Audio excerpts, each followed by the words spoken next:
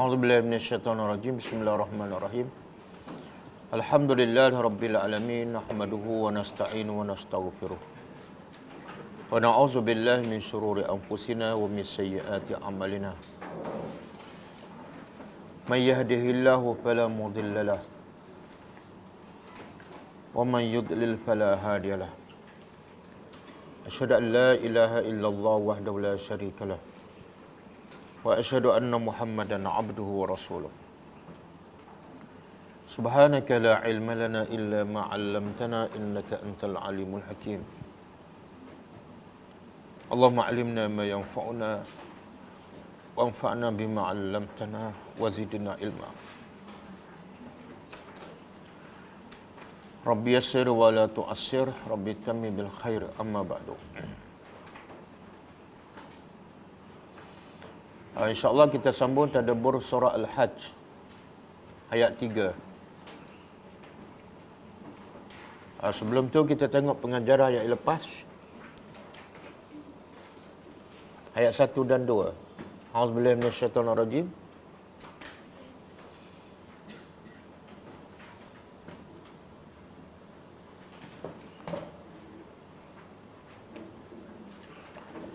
Ya ayuhan nasu taqu rabbakum inna zalzalatas sa'ati syai'un azim. Wahai manusia, bertakwalah kamu kepada pencipta kamu. Sesungguhnya guncangan hari kiamat adalah sesuatu yang sangat dahsyat. Pengajarannya,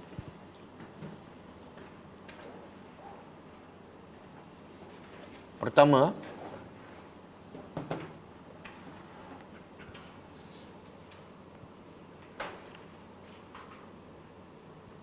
setiap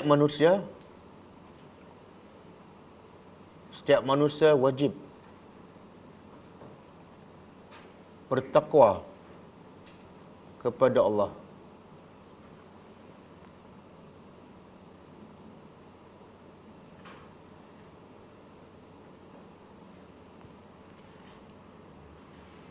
Dengan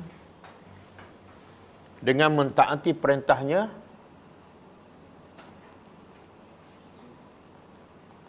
dan meninggal larangannya.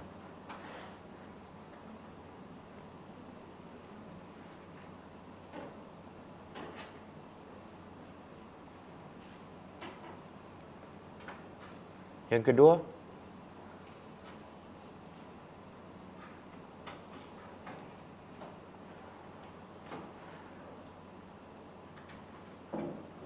hanya Allah sahaja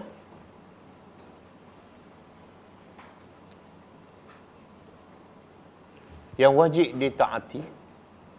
Hanya Allah sahaja yang wajib ditaati, kerana Dia sahaja pencipta manusia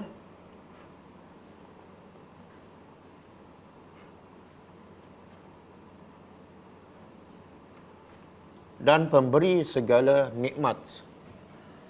Pemberi segala nikmat yang banyak, sama ada zahir ataupun batin.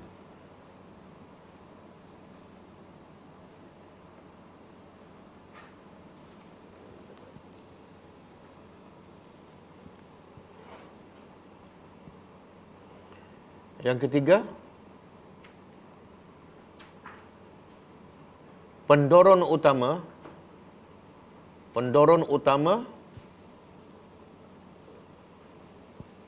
yang membantu manusia agar sentiasa bertakwa kepada Allah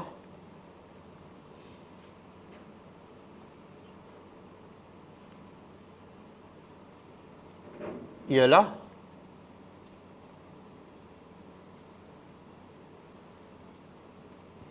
dengan meyakini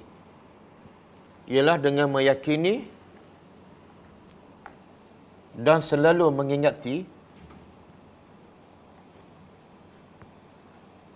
hal keadaan hari kiamat. Hal keadaan hari kiamat.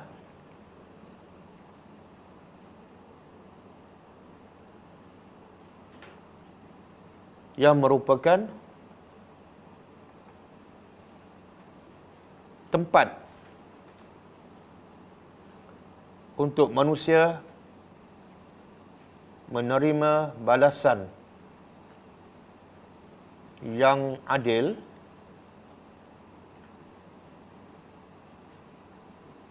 daripada takwanya kepada Allah.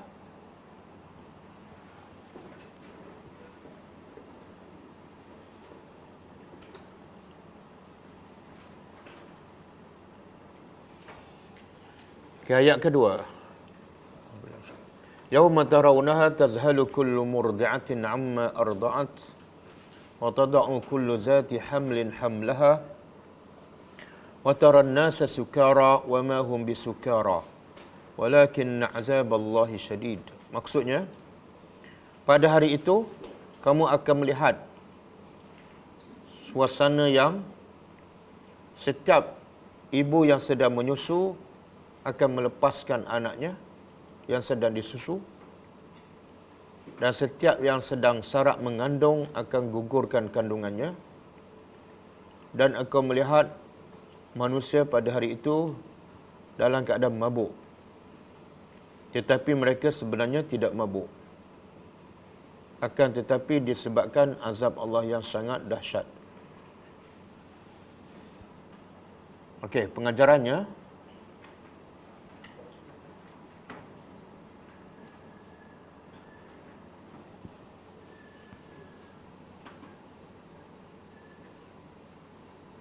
Allah menjadikan suasana hari kiamat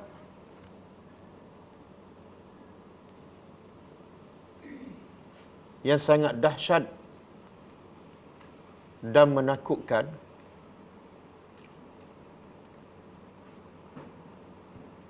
agar manusia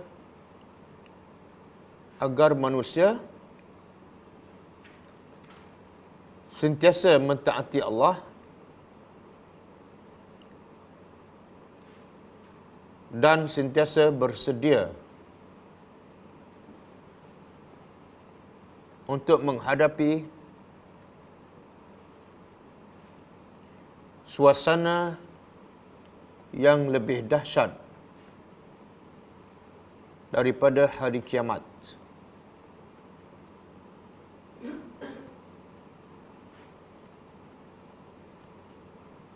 Iaitu hari akhirat.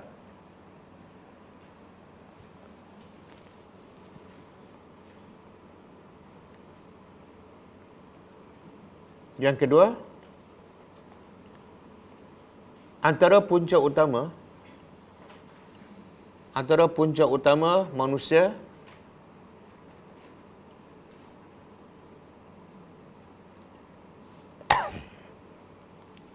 kufur kepada Allah dan sentiasa melakukan maksiat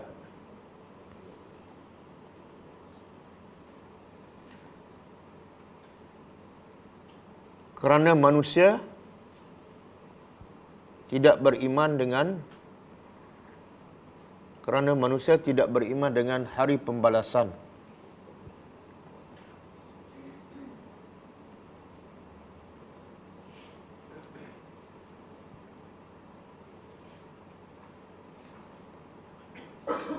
Atau lupa untuk membuat persiapan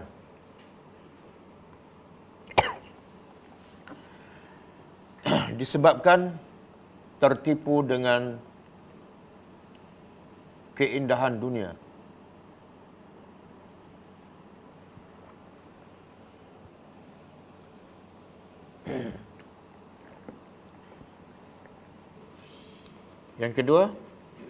Yang ketiga,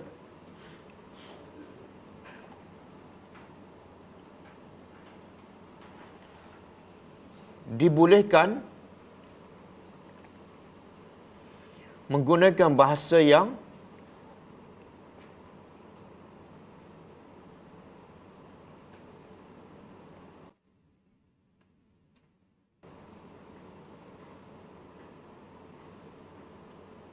menggambarkan. Dibolehkan menggunakan bahasa yang menggambarkan kedahsyatan sesuatu perkara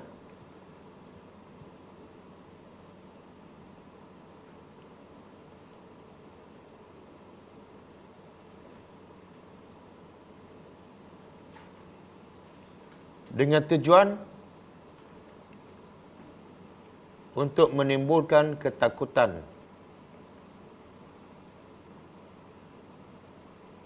kepada manusia.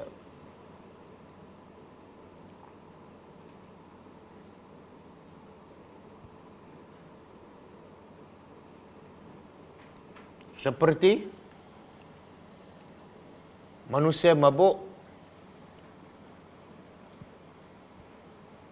atau fulan adalah syaitan.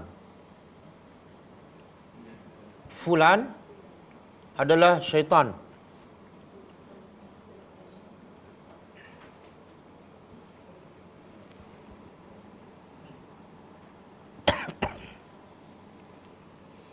Atau fulan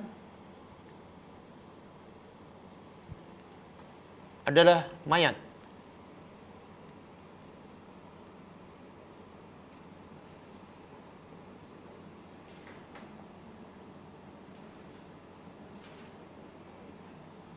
Faham? Dalam ayat ni kan Allah kata manusia bila berlaku kiamat manusia mabuk. Tapi sebenarnya tak mabuk pun. Kan? Jadi pengajarannya boleh kita kata Muhammad syaitan. Bila tu? Bila dia sentiasa buat maksiat. Tak boleh kita kata Muhammad macam syaitan. Terus je. Muhammad syaitan. Supaya apa dia? Dia tersentak. Kalau macam syaitan ni dia rasa macam okey lagi kan? Ataupun fulan telah mati tapi dia hidup. Bila tu? Bila dia tak solat, dia tak berzikir, sebenarnya di sisi Allah dia telah mati. Kalau kita kata kamu ni kenapa tak zikir? Dia tak rasa apa-apa kan? Kamu ni sebenarnya dah mati ni. Dibolehkan supaya manusia tersentak. Okey. Tapi orang tu betul-betul lah. Contoh tak solat berpuluh tahun, tak pernah baca Quran, tak pernah berzikir. Boleh kita kata awak ni sebenarnya telah mati. Hanya nampak jasad saja yang hidup. Boleh? Itu bahasa Al-Quran.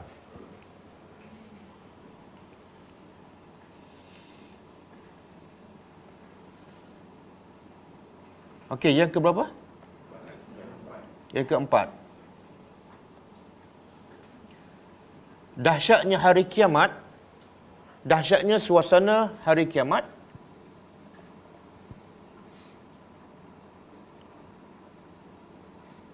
tetapi lebih dahsyat lagi azab Allah.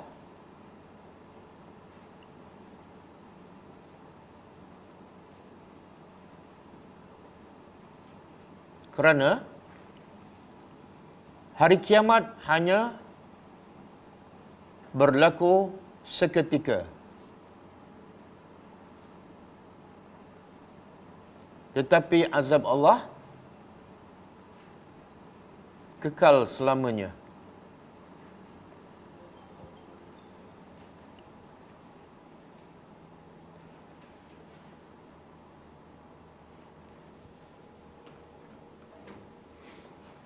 Okey, kita sambut tadabbur.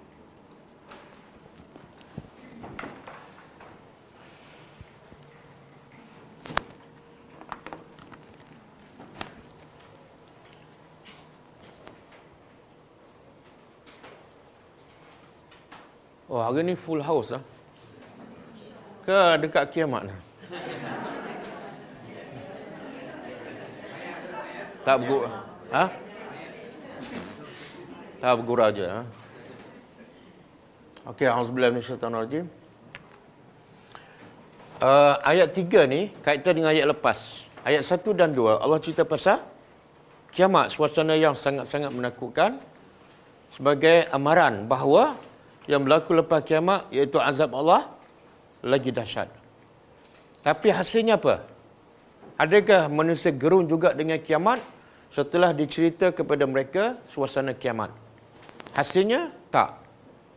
Ini Allah cerita apa yang berlaku ketika Nabi sampaikan suasana kiamat kepada orang musyrikin Mekah. Adakah mereka tersentak, mereka sedar? Jawapannya ayat ini. A'udzubillahi minasyaitonir rajim. Wa minan nas. Dan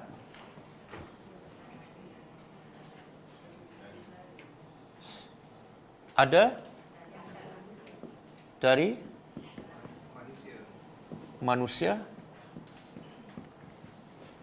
Man apa dia? Siapa ataupun orang yang yujadilu mana? Berdebat ataupun berhujah.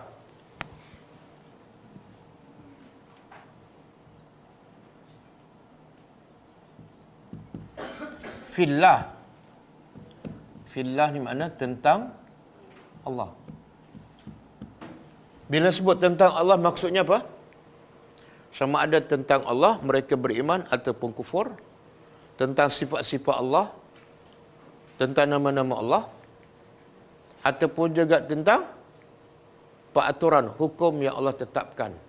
Ramai yang berhujah, berdebat, mana mereka menolak. Tapi Allah beritahu mereka tolak ni ada hujah, ada ilmu tak?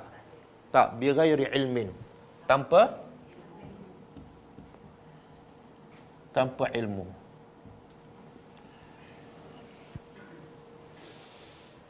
Jadi semua yang menolak apa yang Allah tetapkan, asasnya ialah kejahilan ataupun hawa nafsu. Sebab yang Allah bawa itu semua adalah berdasarkan wahyu dan berdasarkan ilmu. Siapa menolak, mana dia menolak ilmu. Dia adalah kejahilan. Lepas dia menolak kebenaran berdasarkan kejahilan ataupun nafsu, apa berlaku? Wa yattabi', dan dia ikut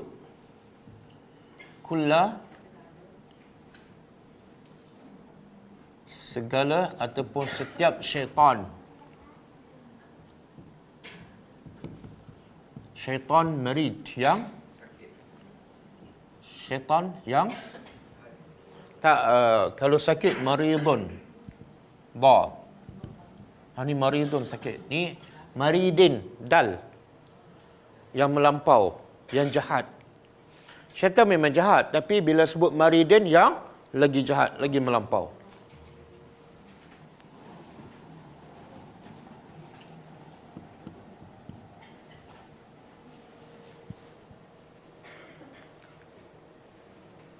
Okey.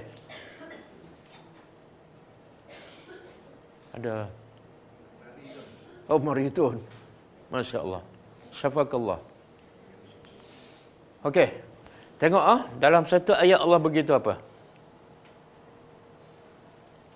Manusia ni walaupun ada hujah yang begitu banyak, bukti yang begitu banyak tentang kewujudan Allah, tentang kebesaran Allah. Allah pula cerita hidup ni kat dunia adalah ujian dan ada waktu untuk manusia terima balasan di akhirat. Itu pun manusia tetap degil. Dan lagi menunjukkan manusia ni bodoh ialah mereka menolak kebenaran tanpa ilmu. Dan Allah juga nak beritahu bila menolak kebenaran tanpa ilmu, kesannya apa? Sebenarnya dia sedang mengikut syaitan. Semua amalan yang tidak berdasarkan ilmu adalah ikut jejak langkah syaitan. Okey. Ada tak? Macam mana kita nak tahu kita ni ikut syaitan ke tak? Siapa yang ada pengalaman biasa ikut syaitan? Siapa ada pengalaman?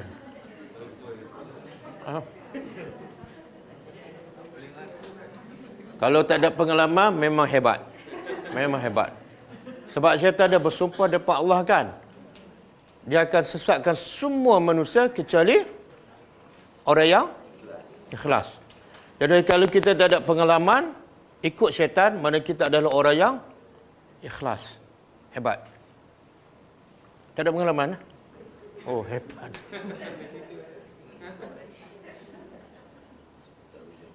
Apa dia? Boleh tak bagi pengalaman? Tak apalah kalau bukan sekarang pun, zaman-zaman jahilah dulu. Apa dia?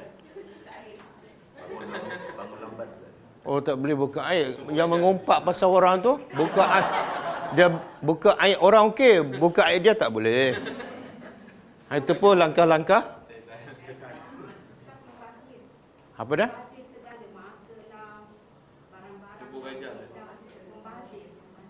Okey, cuba buka surah Al-Baqarah ayat 208.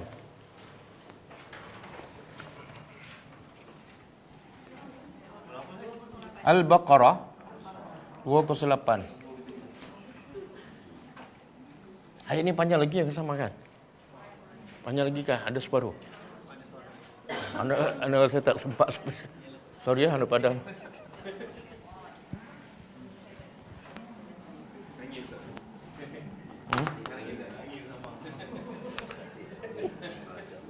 Tak apa, dapat pahala je. Dah dapat pahala tu.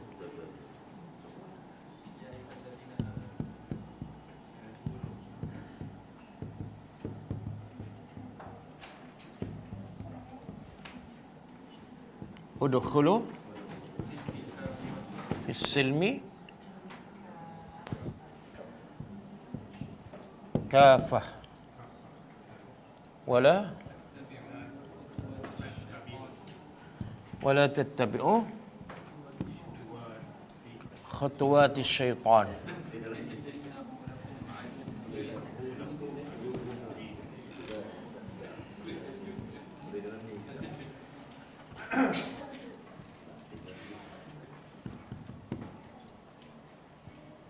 Okey. Cuba terjemah.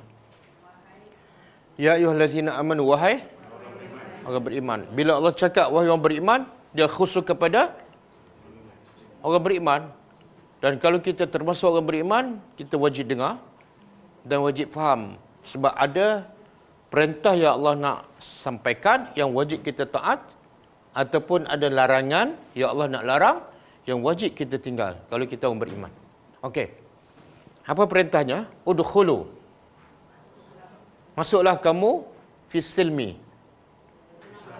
Masuklah oleh kamu wahai orang beriman ke dalam. Allah tak sebut Islam, Allah sebut silmi. Apa beza silmi dengan Islam? Silmi ni makna dia selamat, sejahtera, aman. Kenapa Allah tak kata masuk Islam? Kenapa Allah tak kata masuk Islam? Sebab kamu dah beriman pun. Faham tak? Kamu dah beriman, kenapa nak suruh masuk Islam lagi?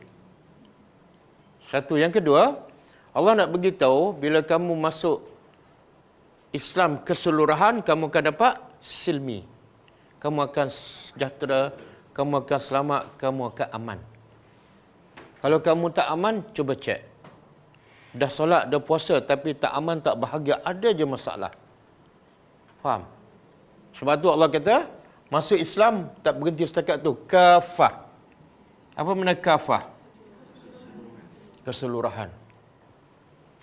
Mana wajib masuk separuh ke, 2/3 ke, ataupun semua? Semua. Macam mana kita nak tahu kita dah masuk semua ke ataupun sebahagian? Macam mana kita nak tahu? Sebab ini wajib ni, bukan masuk semua tu adalah wajib, bukan sunat.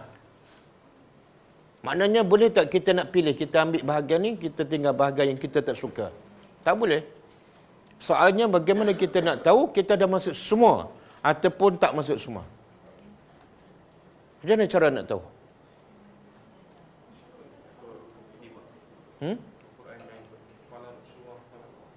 Yalah, macam mana nak tahu? Semua perintah Allah duduk kat mana? Dalam Quran. Jadi kalau kita nak tahu kita dah masuk semua, kita kena tadabbur ayat demi ayat. Baru kita tahu. Selagi kita tak faham semua Quran, kita tak boleh nak sahkan kita dah masuk semua ataupun sebahagian. Begitu juga kita wajib belajar sunnah Nabi. Satu persatu. Baru kita dapat tahu kita dah masuk semua ataupun tidak. Okey. Jadi perintah Allah berada di sini. Masuk. Ini perintah. Lepas tu, tak cukup dengan perintah, ada satu lagi, larangan. Wala tattabi'u. Ini larangan. Islam ni, ada dua je. Satu, buat apa yang Allah suruh. Yang kedua, ada yang ketiga. Tak ada. Jangan kamu ikut khutwat. Apa makna khutwat? Khutwat ni jamak kepada khutwatun. Kalau satu khutwatun. Kalau jamak dia ada dua. Satu khuta. Khuta. Yang kedua khutwat. Khutwah ni langkah. Daripada kaki ke kaki. Itu langkah. Itu khutwah. Mana sekarang saya melangkah. Satu khutwah. Saya melangkah lagi, dua khutwah. Tapi Allah sebut di sini dalam bentuk apa? Satu ke, dua ke, banyak? Apa yang Allah nak bagi tahu? Langkah-langkah syaitan? Banyak. Kenapa Allah tak kata macam ni? Ayat dia macam ni.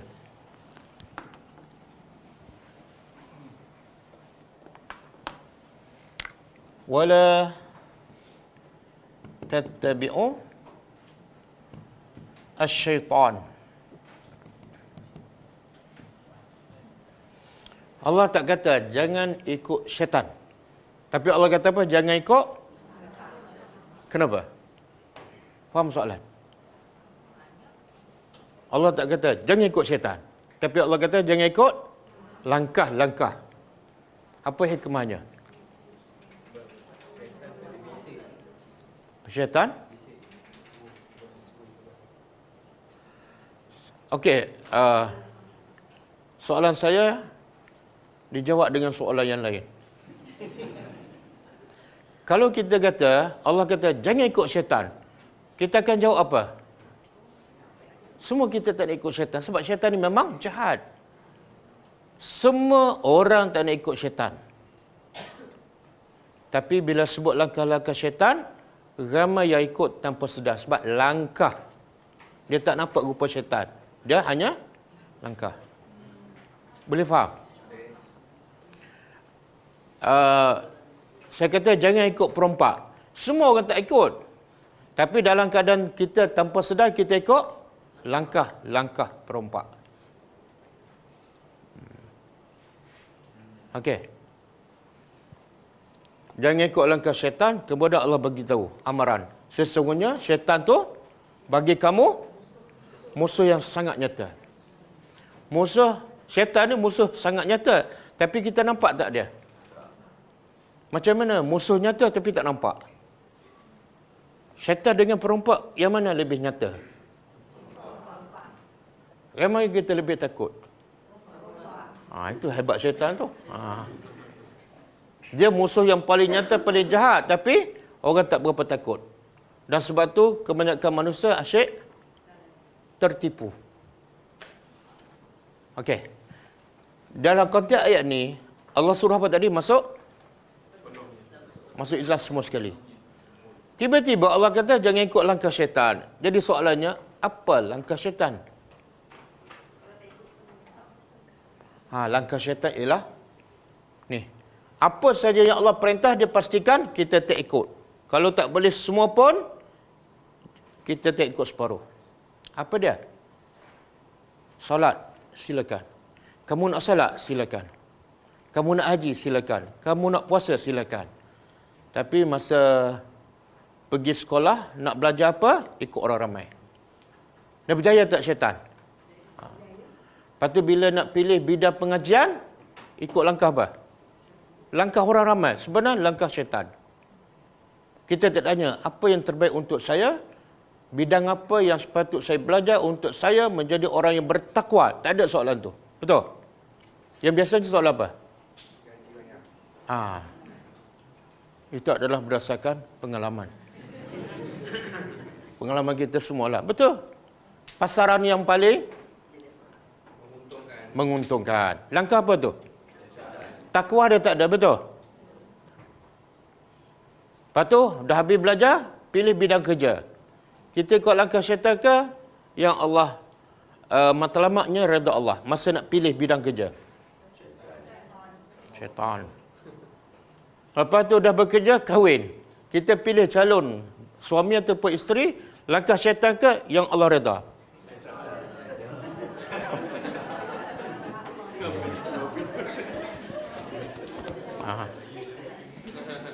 Berapa dah langkah syaitan kita ikut? Berapa dah? Lepas tu masa buat majlis perkahwinan, langkah syaitan ke yang Allah redha? Langkah syaitan. Tadi tak mengaku. Siapa ada pengalaman ikut syaitan? Senyap je.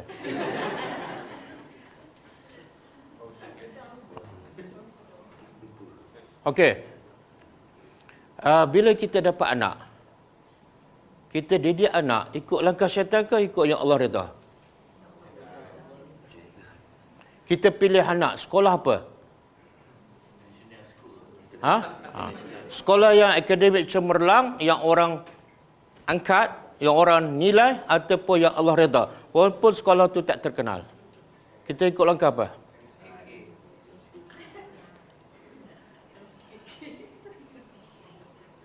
Lepas tu bila dah bekerja, beli kereta. Beli kereta ikut langkah syaitan ke ikut langkah yang Allah redha? Tengok tak nak mengaku. Nafsu tu syaitan lah. Saya ikut kata-kata ni, ya.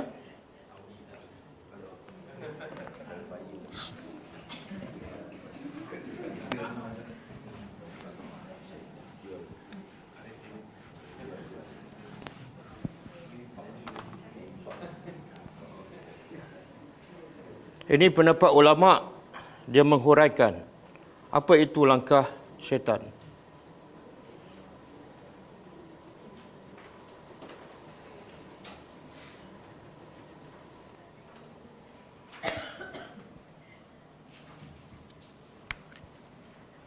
Okey, boleh tulis, Qala Qatadah. Qatadah ni tabi'in daripada ahli tafsir. Kullu maksiatin lillah fahiya min khutuwati syaitan.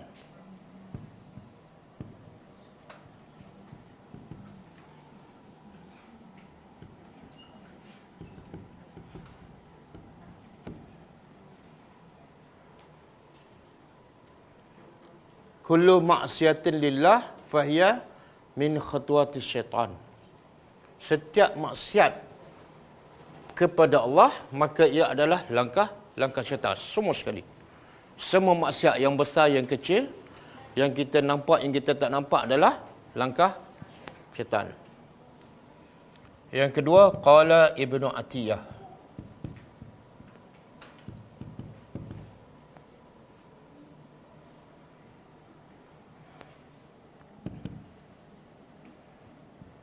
Kullu ma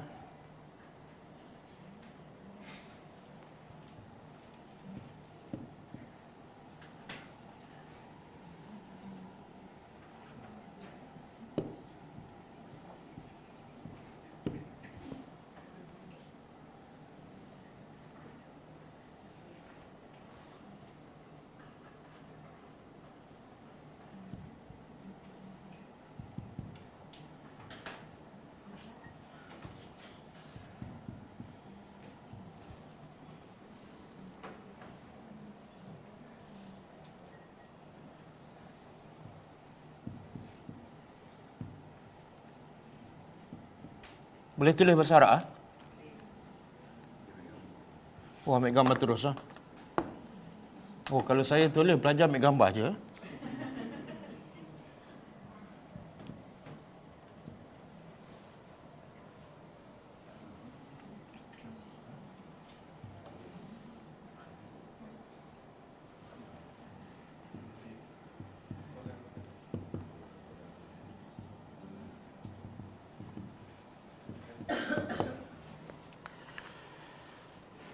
Okey. Yang atas ni kata qala Qatadah. Kata Qatadah, kullu maksiatin. Cuba terjemah. Setiap maksiat lillah, maksiat derhaka pada Allah, fahiya min khutuwati syaitan. Maka ia adalah langkah-langkah syaitan. Apa saja maksiat, langkah syaitan. Kata Ibnu Atiyah rahimahullah, seorang ahli tafsir, kullu ma ada as-sunani wasyara'i' minal bid'ah wal ma'asi fahuwa khutuwati syaitan.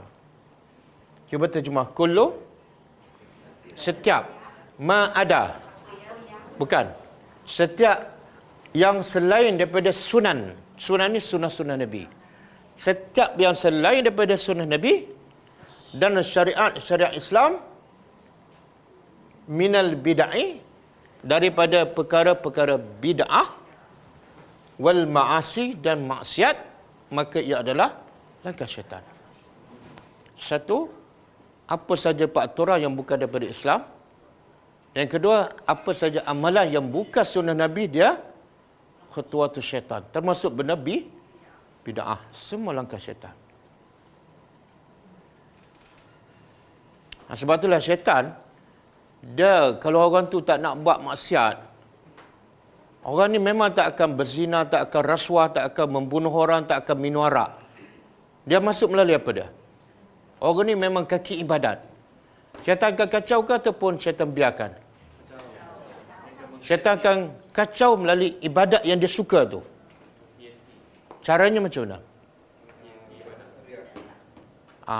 Satu, dia jadikan ibadat orang tu ekstrim. Dia tak buat sikit-sikit, nak buat banyak kan.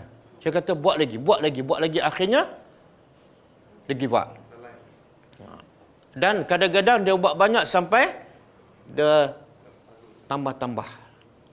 Ini sikit lah, dia tambah. Tengok syaitan merosakkan dengan melalui ibadat. Ataupun dengan ibadat juga, syaitan jadikan orang tu mencuaikan, mengurangkan yang wajib. Ataupun mengabaikan yang sunat. Dia fokus ibadat yang fardu sahaja. Jadi syaitan ni, sebab tu Allah kata jangan ikut syaitan. Sebab semua tak nak ikut syaitan. Tapi Allah kata jangan ikut langkah syaitan. Ni, yang ayat tadi apa dia tadi? Jangan ikut langkah syaitan. Mula-mula Allah kata masuk semua. Jangan ikut langkah syaitan. Apa dah? Syaitan kata, kita dah solat okey, puasa okey, haji umrah okey. Tapi dalam bab lain, nanti orang kata kita nak redha orang. Kita pun tak jadi buat walaupun benda tu adalah perintah Allah. Walaupun benda tu adalah sunnah Nabi. Sebab apa? Nak redha manusia. Itu langkah syaitan. Kan kadang-kadang kita tu benda tu bid'ah, tapi sebab takut orang kata, alah buat je lah, tak nak gaduh-gaduh, kan? Itu langkah syaitan. Okey. Jadi ramai tak yang ikut langkah syaitan dengan tidak masuk Islam secara keseluruhan. Dan lagi jelas, lagi ramai pada bila mereka tak faham Quran dan tak faham sunnah Nabi. Lagi ramai tergelincir. Okey, cuba buka surah ni. Surah Baqarah 169.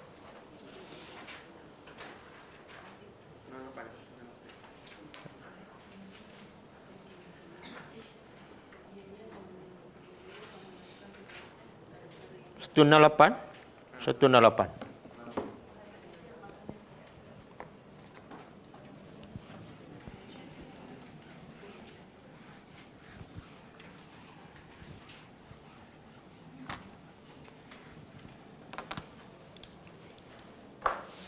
Okey, Allah kata apa? Wahai ya ayuhan nas. Kulu mimma fil ardi halalan tayyiban wala tattabi'u khutuwati asyaitan innahu lakum aduwwun mubin. Okey. Yang tadi Allah kata masuk Islam keseluruhan dan jangan ikut langkah syaitan. Yang ni pula ya ayuhan nas. Cuba terjemah. Wahai manusia, kulu mimma fil ardi. Makanlah apa saja di atas muka bumi dengan syarat dua syarat. Pertama, halal, yang kedua, tayyib. Dua syarat je. Lepas tu Allah larang, wala tattabi'u. Jangan kamu ikut langkah syaitan. Pasal apa? Lepas Allah perintah makan halal dan tayyib, lepas tu je terus Allah larang, jangan ikut langkah syaitan. Apa kaitan makan dengan langkah syaitan?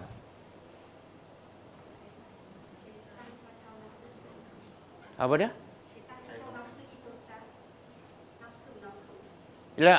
Kenapa makan? Dia benda yang paling banyak manusia buat setiap hari apa dah? Makan. Betul? Sebab apa? Makan adalah asas kehidupan, keperluan yang paling asas bagi manusia. Bila keperluan asas, benda tu penting. Bila penting, manusia akan buat apa saja walaupun dia tidak halal, walaupun dia tidak tayyib. Betul kan? Dan kita biasa dengar tak hadis, ada Nabi kata, orang yang datang dalam keadaan kusuk masai, muka dia berdebu, angkat tangan berdoa kepada Allah. Nabi kata macam mana Allah boleh makbulkan doa dia sedangkan makanannya haram. Jadi langkah syaitan apa dia? Supaya amalan manusia tak diterima, dia hasut manusia supaya makan, alah ambil je lah. Rasuah ke, apa ke, duit kopi ke. Lepas ni kita bertaubatlah. Itu langkah-langkah. Kadang-kadang dia cari rezeki dengan cara menipu. Ada CJ ada. CJ pun CJ tipu. Itu langkah syaitan. Kadang-kadang orang miskin kan. Orang miskin sebab nak rezeki, dia sanggup menipu. Saya ada keluarga ramai, semuanya 3 orang sakit, semua duduk hospital. Padahal tipu. Langkah syaitan. Ha?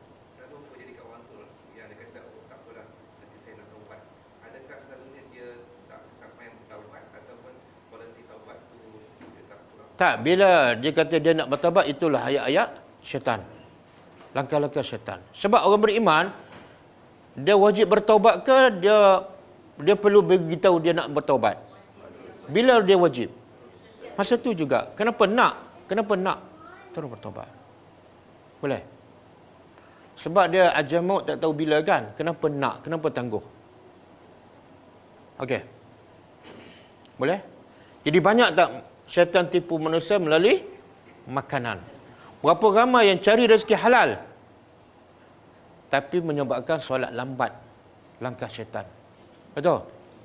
Berapa ramai yang nak cari rezeki tapi tak jaga aurat? Langkah syaitan. Berapa ramai yang sibuk cari rezeki halal dah tapi anak-anak terabai? Langkah syaitan. Semalam saya nampak di kedai makan, saya pun terfikir, ada seorang ibu bapa, muda lagi, dia ada anak 3 orang. 2 orang, dia macam sebaya lah, mungkin umur 8-9 tahun. 2 orang pakai pakaian sekolah agama. Budak perempuan pakai tudung. Seorang lagi anak dia, budak perempuan juga yang sebaya, pakai seluar pendek. Uniform sekolah. Satu pakai tudung, kain hijau, seorang lagi, uniform sekolah, budak perempuan juga, pakai seluar pendek. Saya terfikir, apa yang sebenar mak ni nak kepada anaknya bila hantar anak ke sekolah agama? Apa dia nak sebenar? Adakah uniform pakai tudung itu adalah uniform sekolah ataupun uniform Islam? Ha? Kalau sekolah, mana anak tu habis sekolah agama dia kan? Buka. Pendidikan salah tak? Salah. Kenapa kalau pakai tudung itu uniform sekolah, kenapa dia tak hantar sekolah yang tak perlu pakai tudung? Sebab itu hanya uniform sekolah. Betul? Kalau dia anggap itu uniform Islam, yang seorang lagi kenapa pakai seluar pendek? Jadi akhirnya anak ni keliru. Mak aku hantar anak sekolah ni, sekolah agama ni, untuk apa? Yang ni pakai seluar pendek, yang aku pula pakai tudung. Betul tak? Itu langkah-langkah syaitan. Berapa ramai yang hantar anak sekolah agama, tapi habis sekolah agama, buka langkah syaitan. Tak apa, masuk je. Orang kan belajar sekolah agama. Kalau tak belajar sekolah agama, orang kata apa? Teruk sangat, masuk je. Langkah-langkah syaitan. Tapi akhirnya dah tak amalkan. Okey? Dan ramai yang langsung tak ada masa nak hantar anak sekolah agama. Sebab apa? Cari? Kononnya nak cari rezeki yang halal dan tayyib. Itu pun langkah-langkah syaitan. Berapa ramai anak yang terabais sebab mak bapak sibuk cari rezeki. Okey? Boleh? Sekarang syaitan ada tak sedang mendengar ni? Ada. Dia senyum ke dia sedih? Tak tahulah. Dia masing-masing ada pengalaman kan? Masing-masing ada pengalaman dengan syaitan, syaitan tahulah. Ha?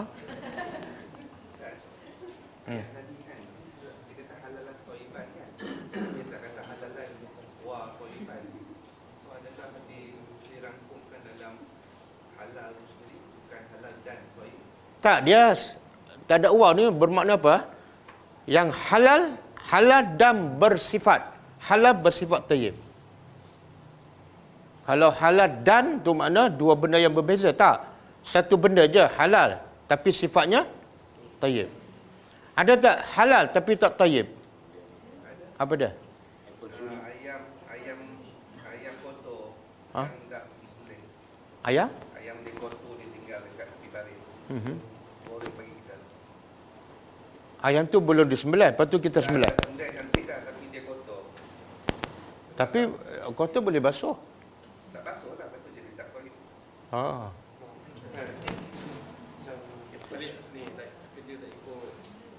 Tak, dia contohlah nasi dengan lauk ayam halal kan? Tapi bila kita makan 3 pinggan, tayyib tak? Tak. Gula halal tak? Halal, tapi kalau satu gelas tu 5 sudu, tak tayyib. Ada benda halal tapi tak tayyib. Ada yang tayyib tapi tak halal. Apa dia contoh? Apple tayyib tak? Tapi tak halal sebab kita ambil daripada pokok jiran kan? Dia halal. Okey, apa target syaitan sebenar? Yang ayat tadi tu, makan tu sebenarnya bukan makan makanan lauk-lauk tu saja. Dia kira merangkumi sumber rezeki yang kita dapat juga duit. Maksudnya masa kita kerja mencari duit untuk makan, untuk cari makan. Adakah itu kira maksud ayat ni juga? Pasal bukan makanan sajalah yang kita makan. Kira daripada duit yang kita cari, rezeki yang kita cari. Okey, bila Allah kata makan, sebenarnya semua sekali lah, termasuk pakaian, termasuk rumah, termasuk kereta. Cuma Allah sebut makan tu sebab makanan adalah asas. Orang boleh hidup kalau tanpa kereta, tanpa rumah, kalau ada makanan. Betul? Tapi orang tak boleh hidup walaupun rumah besar, ada kereta, tapi makanan tak ada. Orang tak boleh hidup, dia boleh mati. Jadi Allah sebut benda yang paling asas, maknanya merangkumi semua sekali. Kadang-kadang kita bekerja cara yang halal, beli baju, pakai baju yang haram. Tak boleh.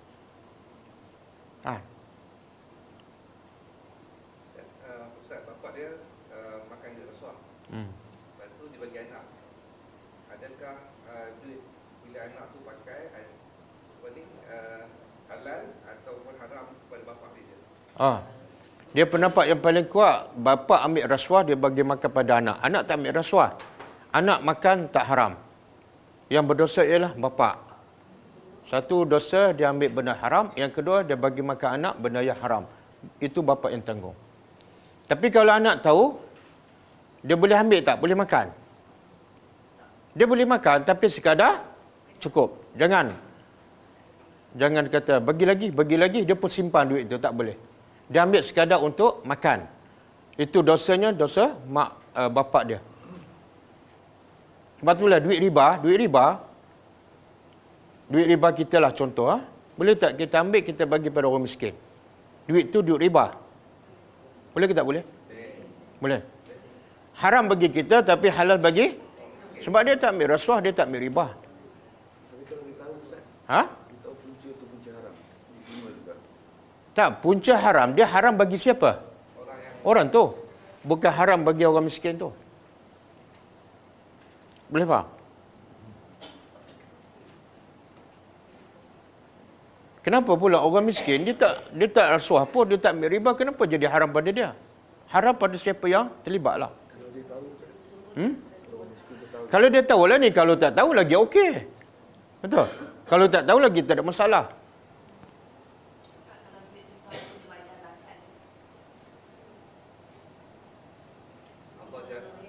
Duit zakat, bayar riba dengan duit zakat. Dia zakat ni wajib bagi zakat bila duit tu bersih dan cukup haul. Jangan kumpul duit riba setahun dia pun bagi zakat kan. Mana boleh, zakat mesti duit yang halal. Okey. Ada soalan lagi? Saya tanya soalan tadi. Apa sebenarnya target syaitan supaya kita ikut langkah-langkah? Okey. Cuba buka surah Fatir. Surah Fatir ayat 5 dan 6. Surah Fatir ayat 5 dan 6.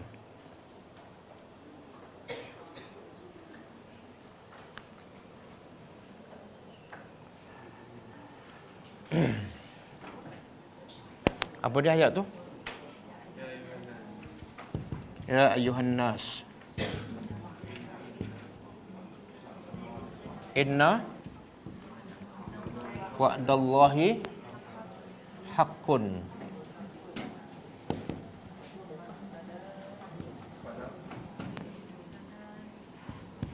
Fala taghurrannaka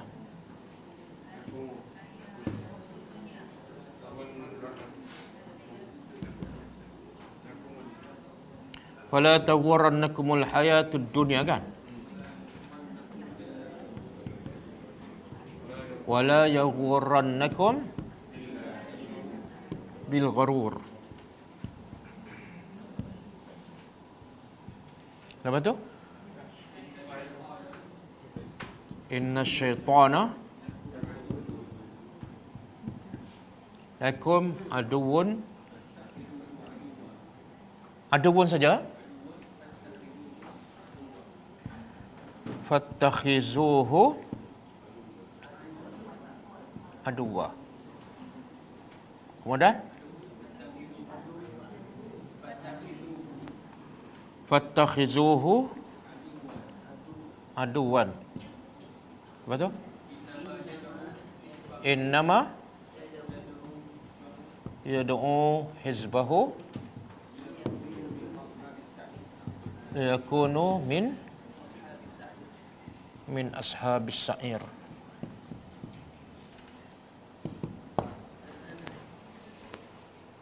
Okey. Ya ayuhan nas, cuba terjemah. Wahai manusia, inna wa'dallah. Janji Allah adalah haqqun. Benar. Apa janji Allah ni? Ayat surah Al-Hajj 1-2. Apa dia? Cerita pasal kiamat. Janji Allah adalah benar. Kiamat akan berlaku. Dan bila berlaku kiamat di akhirat, janji Allah pada yang beriman, yang beramal soleh, Allah akan bagi syurga.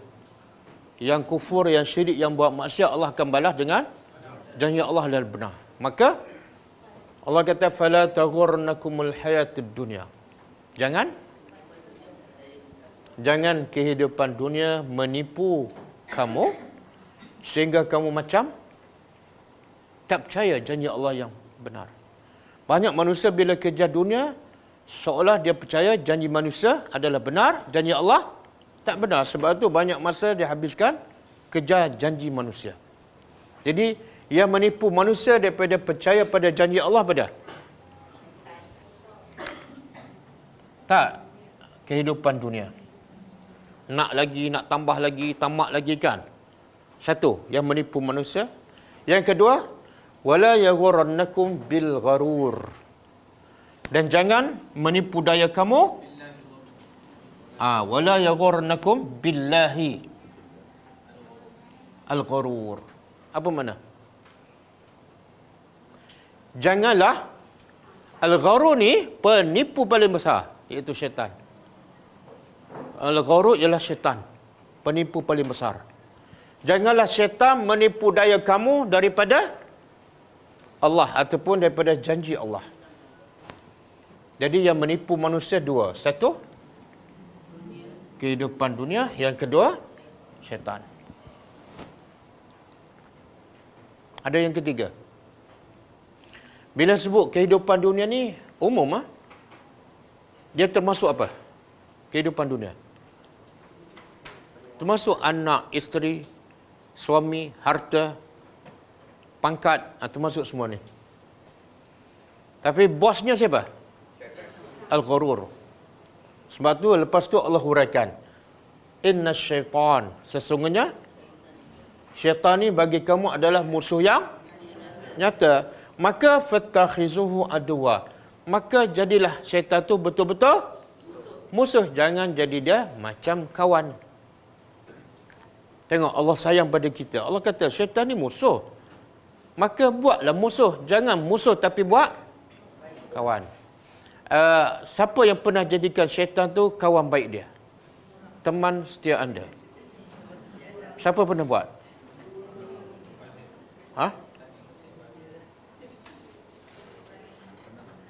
Tak pernah? Ikmal pernah? Bila orang tanya, cuba sebut senarai kawan baik. Muhammad Ali syaitan. Dan kadang-kadang syaitan tu lagi rapat daripada Muhammad tu. Bila syaitan yang musuh, tiba-tiba bertukar jadi kawan baik. Bila tu? Tanpa kita sedar. Sebab tu langkah-langkah. Bila tu? Kalau boleh sebut dengan dalil sekali. Syaitan dari golongan manusia. Bukan. Apa yang menjadikan kita tak boleh jawab? Langkah-langkah syaitan.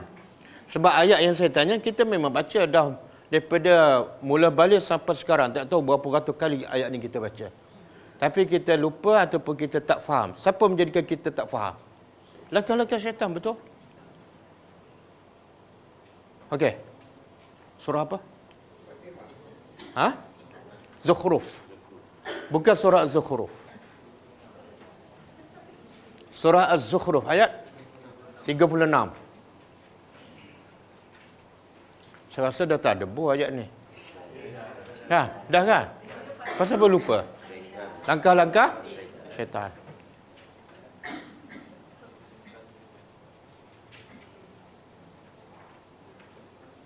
Cuba buka dan baca. Betul tak?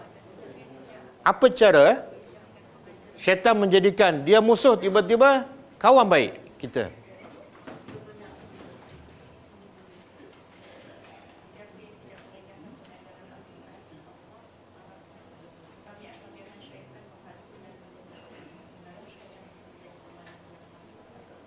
Apa dia? Bila?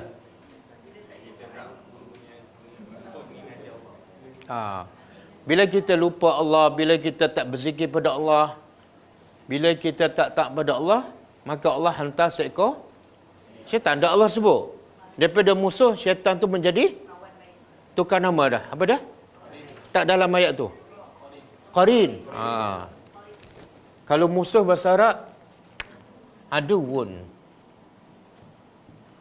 Kalau kawan baik dalam bahasa Arab, qarinun. Tengok, hebat syaitan. Daripada musuh yang paling nyata, tiba-tiba jadi kawan baik. Tanpa kita sedar. Sebab apa? Sebab kita berpaling dan cara syaitan tu dia langkah demi langkah. Alah, baca Quran lepas ni lah kan. Kalau baca Quran dalam keadaan sibuk urusan dunia tak khusyuk. Lepas ni kita bacalah. Balik rumah kan.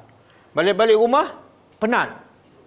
Start nak baca, tidur. Langkah syaitan. Berapa lama macam tu? Sepatut, kalau kita nak lawan langkah syaitan, bila patut kita baca Quran? Masa ngantuk.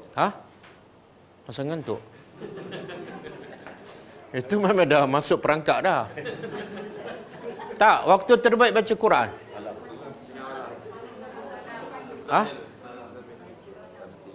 Tengah malam tu biar dulu lambat lagi. Lepas subuh lah. Lepas subuh kan, waktu fresh, segar. Kalau mengantuk juga lepas subuh, makna apa? Memang dah syaitan. Sebab Allah jadikan malam waktu tidur kan, daripada lepas Isya sampai tiba-tiba bangun subuh. Lepas subuh, ngantuk lagi. Mana langkah-langkah syaitan. Syaitan, langkah dia bermula daripada malam lagi. Apa dah? Jangan tidur awal. Jangan tidur awal. Bacalah apa-apa saja kan. Kadang-kadang kita baca benda yang bagus. Tapi target syaitan apa dah? Bangun lambat. Okey. Tengok Allah kata apa ni? Sesungguhnya syaitan adalah bagi kamu musuh yang nyata. Maka jadikan dia musuh. Jangan jadikan dia qarin. Mulut kita kan, jarang tak kita berzikir. Masa kita tak berzikir, syaitan masuk. Kemudian Allah kata, target syaitan apa dia? Innama, sesungguhnya hanyalah syaitan yad'u. Yad'u apa dia? Yad'u ni bahasa Arab, fi'il mudhari'. Fi'il mudhari' menunjukkan apa? Sentiasa. Sesungguhnya syaitan hanya sentiasa mengajak, menyeru hizbahu, kumpulan dia, grup dia. Grup dia. Grup WhatsApp. Grup. Mengajak apa? Liyakunu, supaya grup ini akhirnya menjadi min ashabis sa'ir. Grup penghuni neraka. Targetnya, dia nak buka satu grup yang semua masuk dalam neraka. Bermula apa? Dia buka grup kat dunia. Jadi target syaitan satu je. Semua masuk neraka macam dia. Okey. Boleh tak? Sebab itulah bila berjaya masuk, syaitan berjaya memasukkan begitu ramai manusia ke dalam neraka, manusia salahkan syaitan dalam neraka kan? Syaitan cakap apa pada manusia yang salahkan syaitan? Syaitan dalam neraka tu sempat dia bagi khutbah tazkirah. Kepada siapa? Ni manusia. Sebab manusia salahkan dia. Syaitan sempat dalam tengah-tengah panah kena terbakar tu, dia sempat bagi tazkirah. Hebat syaitan ni. Dalam surah apa tu? Ibrahim. Cuba buka, betul tak? Allah bongkar lama dah. Cuma kita pun dah baca lama dah. Surah Ibrahim ayat 22 kan? Ini dia nak kita masuk neraka. Bila dah masuk neraka pula, dia cakap apa pula?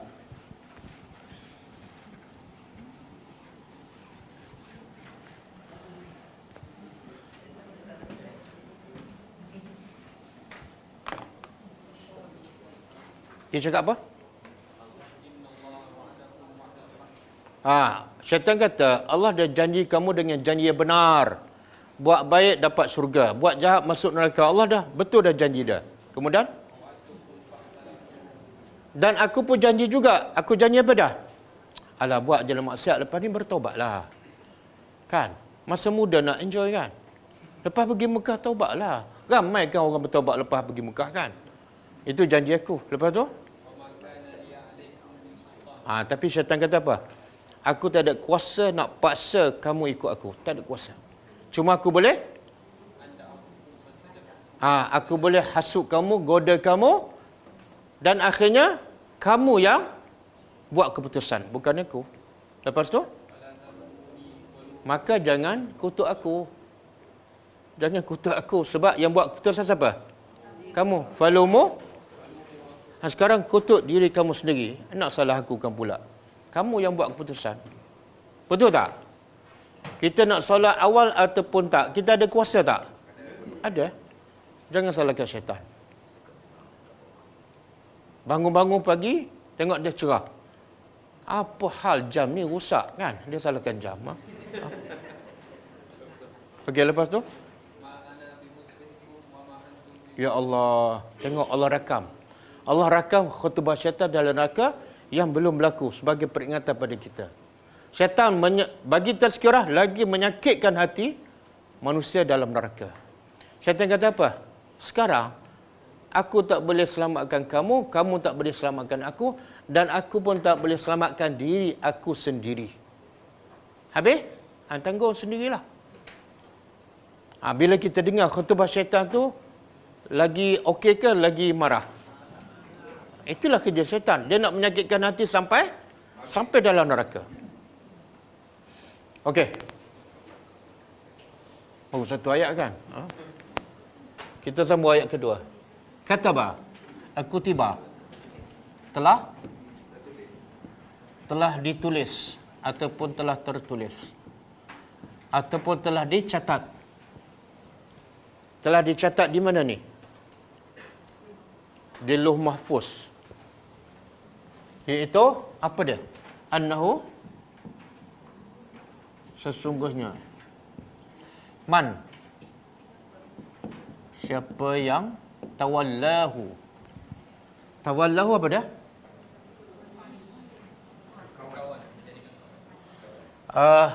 Menjadikan syaitan kawan ataupun ketua. Siapa yang menjadikannya ketua. Dia terjemah apa tu? Ketua. Tengok hebat syaitan. Dia bukan setakat jadi qarin, tapi dia jadi bos. Buktinya apa? Banyak kita buat adalah ikut arahan syaitan. Siapa yang menjadikan syaitan sebagai ketua, fa'annahu.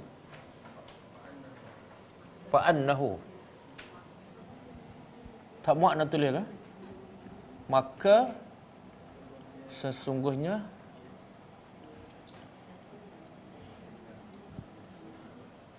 dia ni syaitan akan menyesatkannya. Siapa lantik syaitan sebagai ketua, jangan harap syaitan bagi hidayat. Syaitan akan menyesatkannya. Dan wayahdihi, dan dia juga akan, tengok Allah guna perkataan yahdi. Apa makna yahdi? Bagi hidayah. Syaitan boleh bagi hidayah tak? Boleh. Hidayah apa? Sekarang memberi hidayah kepada azab neraka. Sebenarnya itu bukan hidayat. Itu menyesatkan. Tapi Allah guna perkataan hidayah sebagai apa? Perli. Hidayat bagi syaitan ialah menunjuk manusia jalan ke neraka. Itu hidayat syaitan.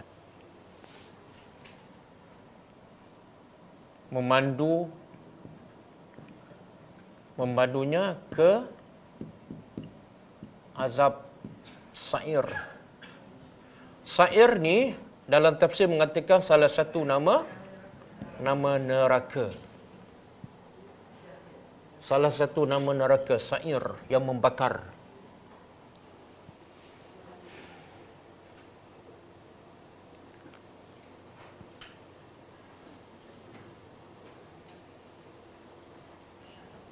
Sebab itulah manusia, orang beriman, kalau dia tahu tentang hari akhirat, dia tahu tentang neraka, dia yakin, dia sanggup hidup susah macam mana pun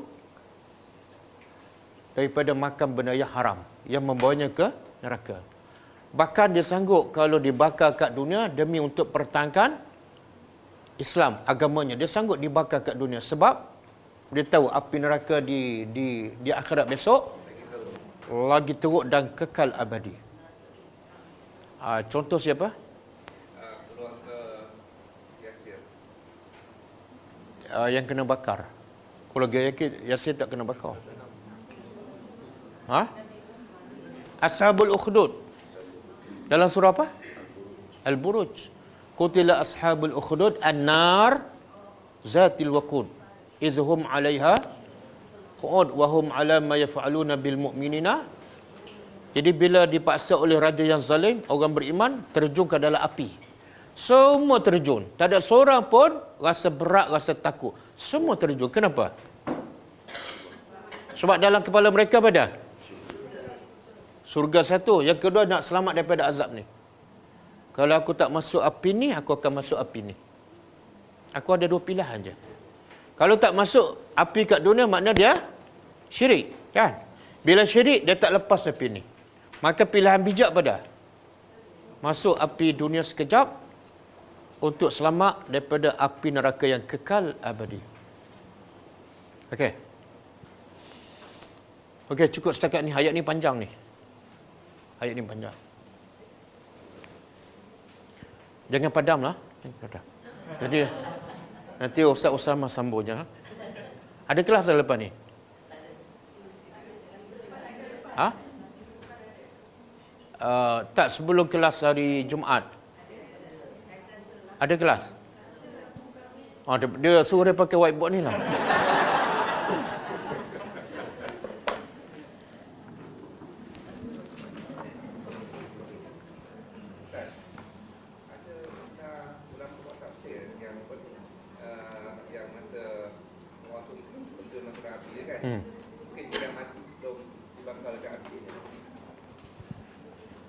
Okey.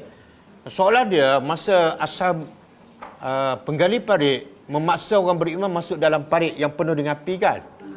Adakah mereka mati sebelum masuk api? Ataupun mereka mati ketika setelah dibakar? Wallahu a'lam. Allah tak cerita semua tu. Sebab apa? Yang penting apa dia? Yang penting Allah nak test, kamu betul tak beriman? Cuba masuk. Bila dah terbukti, Allah boleh buat macam-macam. Mungkin Allah cabut nyawa dia sebelum dia masuk dalam api.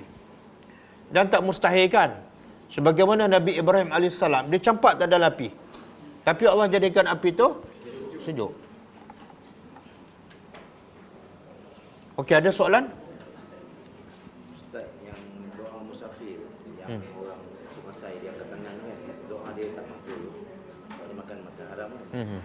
So kalau dia bagi anak dia makan haram, ada barangkali ada anak dia doa pun tak makbul. Okey, soalan dia, orang yang makan makanan haram, doa dia tak dimakbulkan berdasarkan hadis yang saya sebut tadi kan? Tapi kalau dia bagi makanan yang haram pada anaknya, adakah doa anaknya juga tidak dimakbulkan? Jawapannya tidak. Sebab bila pergi pada anak, makanan tu bukan haram. Dia haram kepada orang yang terlibat saja. Dia sebagai analogi, bila kita beli barang di 7E kan, ada tak jual arak? Kita tahu kan? Dan bila kita beli barang halal, kita ambil baki. Ada baki kan? Baki tu kita nampak yang duit daripada orang beli arak sebelum kita. Kita ambil tak baki tu? Tapi kita tahu daripada jualan arak. Ambil ke tak ambil? Kalau kita cakap, saya tak nak duit ini, nak duit lain. Ambil ke tak? Halal tak untuk kita? Tapi kita nampak tak daripada jualan haram? Kenapa ambil? Dia haram untuk dia. Haram untuk penjual. Kita tak haram. Kita ambil hak kita sebagai baki. Boleh faham? Tapi kita ada pilihan tak nak pergi kedai tu Ustaz kan? Tapi kita nak pergi kedai 7-Eleven. Tapi ada kedai lain yang jual barang-barang yang tak ada yang Tak.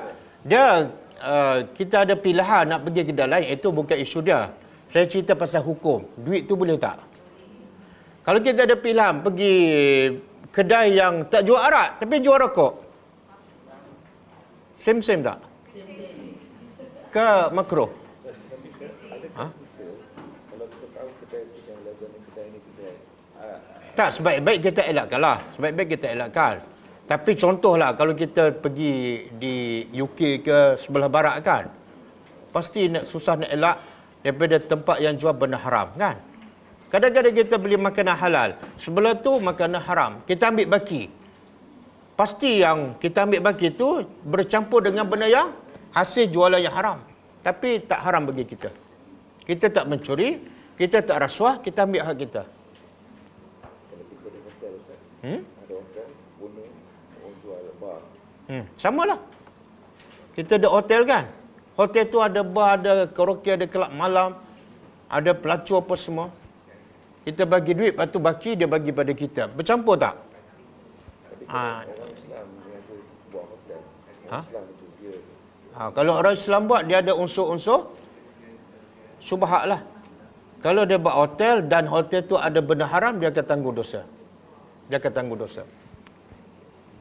Okey?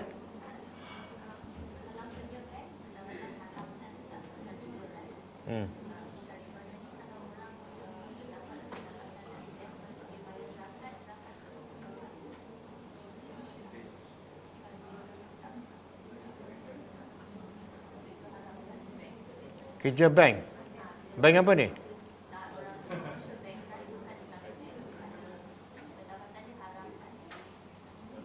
Ha.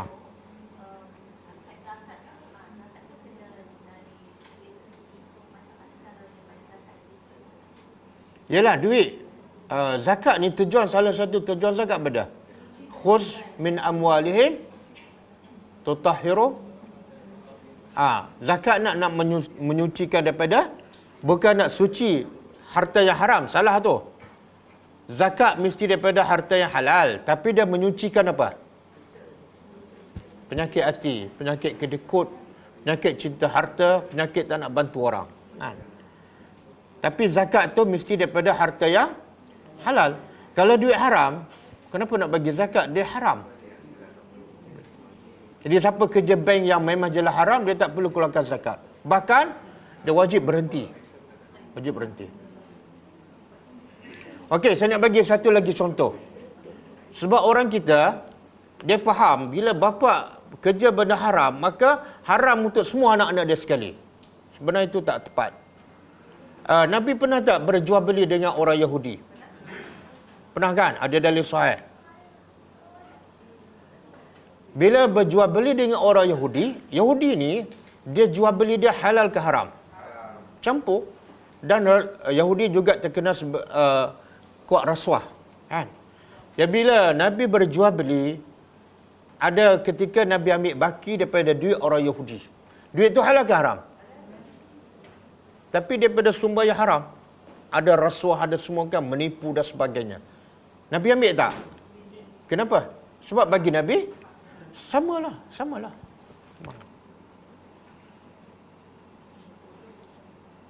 Okey. Jangan pula pergi sabi'i beli barang haram. Baki saya tak nak. Sebab apa? Saya nampak duit arak tadi ni. Oh, dia kata, okey, terima kasih. Bagus awak. Selalu beli di sinilah. Dia pakai data yang kita tak mewarisi dosa Kita tak memikul dosa orang lain. Boleh juga. Ustaz, kalau saya ada saham, kalau syarikat kapal terbang, kapal terbang tu dia suruh Arab, Berdosa? Dosa. maknanya saya pun ada saham, Tapi orang naik kapal terbang tu, okey. Kecuali dia minum arak lah. Okey. Kita baca hadis lah.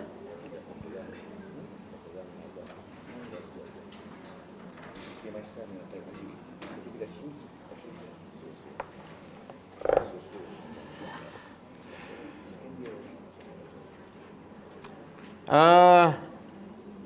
Hadis ni kita masih bab solat kan?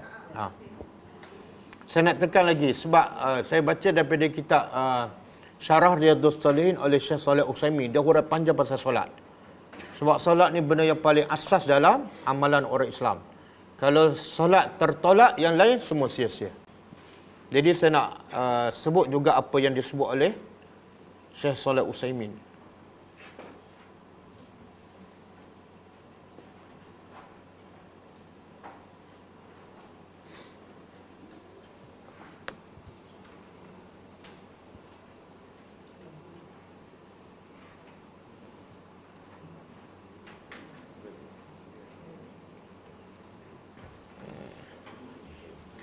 Baru ni kita bincang pasal waktu kan. Waktu solat.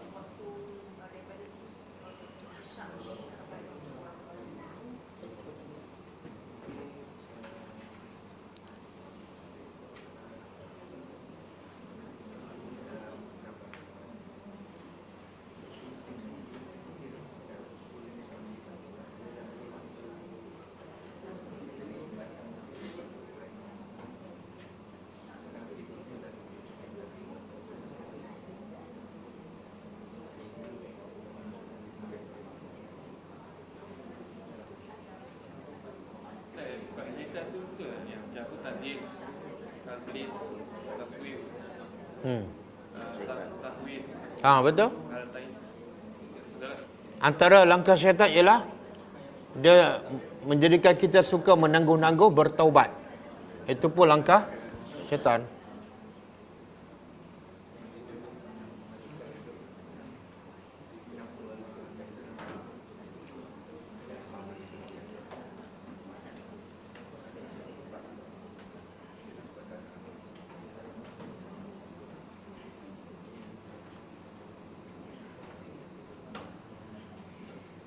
Okey. Jadi kita bincang yang lepas waktu solat kan. Kalau dia sengaja melewatkan solat sampai habis waktu, apa yang sepatut dia buat? Dia ini sengaja. Dia perlu bertaubat dan perlu tak qada solat yang sengaja tinggal? Saya dah begitu ada dua pendapat kan? Ada dua pendapat. Pendapat yang paling kuat dan paling sahih ialah dia tak perlu qada. Sebab apa? Sebab dia sengaja meninggalkan solat. Sama seperti hukum orang berzina, minum arak. Dia sengaja buat dosa, maka kewajipan dia bertaubat nasuha, jangan ulang. Okey, pendapat kedua, dia kena qada. Dan bila dia kena qada, adakah dia boleh buat solat sunat yang lain? Jawapannya boleh. Ada setengah orang kata, ustaz lah. Dia kata siapa ada hutang lama-lama, dia wajib kena bayar fardu dan tak boleh buat yang sunat. Sampai habis qada fardu. Itu adalah ustaz yang zalim. Kenapa zalim? Sebab Allah tu, rahmat Allah sangat luas. Allah nak kita fastabiqul khairat. Berlombalah buat segala kebaikan dengan solat sunat, dengan sedekah kan. Buatlah, menampung solat fardu kamu. Ini adalah kamu kena qada yang fardu. Yang sunat pula tak boleh buat. Rugi tak? Yang dia qada belum tentu diterima. Sunat pula tak boleh. Zalim tak ustaz tu? Zalim. Dia mengambil hak Allah. Jadi sama ada dua. Sama ada dia nak qada dan buatlah sebanyaknya yang sunat.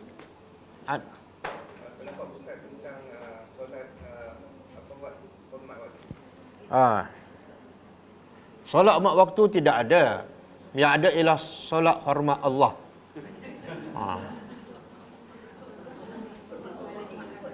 Waktu adalah salah satu makhluk Allah. Kita tak perlu hormat makhluk Allah. Kita perlu hormat Allah. Pelik tak? Allah suruh solat, dia nak hormat waktu. Pelik sungguh. Tengok bila buat sesuatu hukuman tanpa ilmu, dia memang pelik, tak masuk akal. Tak masuk akal.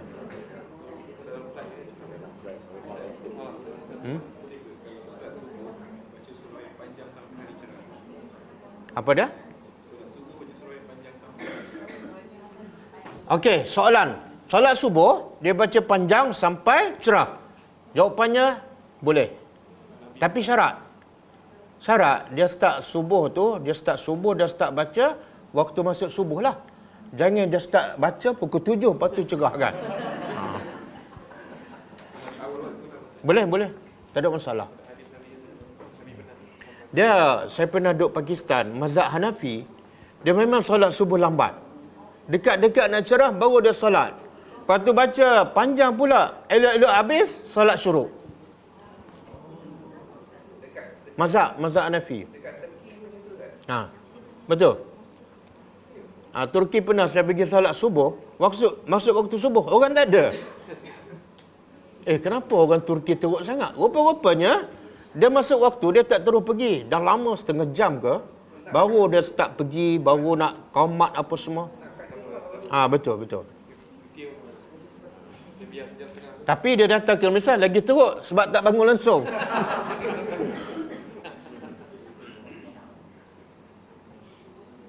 Okey, itu kalau tinggal solat sebab terlupa ataupun tertidur. Sebab sengaja. Kalau dia tak solat di waktu sebab terlupa ataupun tertidur, hukumnya lain. Dia kena solat. Bila dia kena solat? Lepas, katalah bangun pukul 8 pagi. Ambil wuduk terus solat. Itu waktu. Dan bukan niat qada. Dia qada ni, bila dia solat setelah habis waktu dengan sengaja, itu qada. Tapi kalau dia terbangun lewat, itulah waktu yang Allah takdirkan. Boleh? Maknanya terlewat. Kalau dia tahu pukul 8, itu bukan terlewat. Itu tak payah qada lah, bertaubat. Dia koma. Bila orang Islam wajib solat? Bila dia sedar, bila dia Tak, syarat orang tu wajib solat. Islam. Yang kedua, berakal. Balik kan? Bila dia koma, dia berakal tak? Tak perlu solat. Tak perlu qada. Tak, tidur. Kan dia koma ni, dia tak ada had. Kalau tidur ni, ada had kan? Dia koma, kadang-kadang koma ada orang koma setahun. Nak qada setahun lah. Dia hukum dia tak wajib solat. Tak wajib solat. Okey. kalau kaum wanita yang dia tak solat sebab dia ingat dia haid, tapi tengok dia penyakit, dan dia dah menyisat 4 waktu sebagai contoh, dia dia wajib qada kan yang tu. Macam mana dia nak qada yang tu? Dia kena ikut time ke ataupun sekali buat one shot? Tak, ada hadis, ada ayat Quran Allah kata fattaqullah mastata'tum. Takutlah pada Allah sekadar yang kamu mampu. Kalau kamu mampu qada banyak mana dan solat tu khusyuk, silakan. Kalau tak mampu, satu waktu, 2 waktu. Kemudian masuk waktu lain, qada lagi. Ikut kemampuan.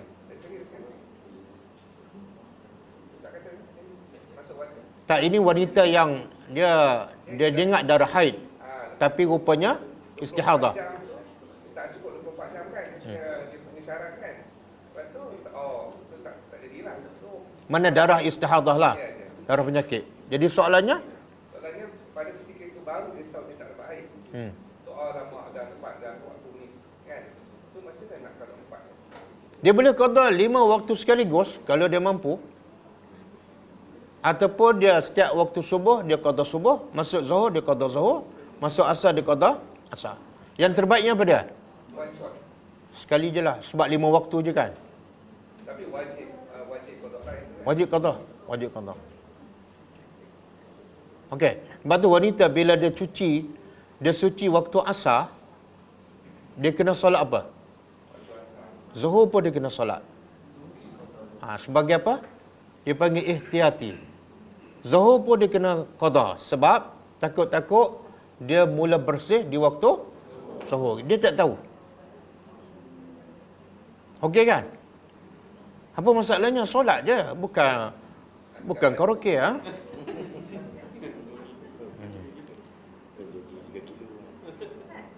Yang kodok tu, dia memang kena ikut susunan jugalah. Kalau kita tinggal 4 macam kita buat tadi, 4 tu kita katakan mula subuh, kita solat subuh, pasal subuh, Ya. Solat kena ikut tertib. Sebab itulah bila kita jamak kan, kita jamak pun pendapat paling kuat ikut tertib. Contohlah kita jamak takhir zuhur dengan asar. Di waktu asar. Nak solat apa dulu? Kalau ikut mazhab Melayu, solat asar dulu. Sebab orang Melayu suka hormat waktu. Sebab waktu asar dia hormat waktu asar, dia solat asar dulu. Tak. Pendapat paling kuat ialah ikut tertib lah. Mana ada solat asar baru solat zuhur. Mana ada tertib dia zuhur dulu. Ikut tertib.